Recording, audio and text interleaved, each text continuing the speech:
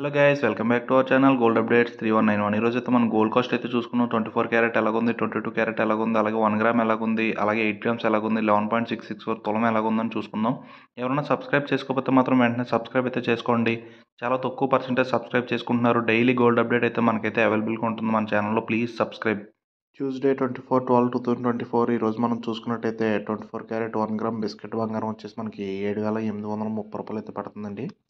అలాగే 24 క్యారెట్ ఈరోజు కాసు 8 గ్రాముల బంగారం వచ్చేసి మనకి 62,640 రూపాయలు అయితే పడుతుందండి. 8 గ్రాములు అంటే కాసు అని అర్థం.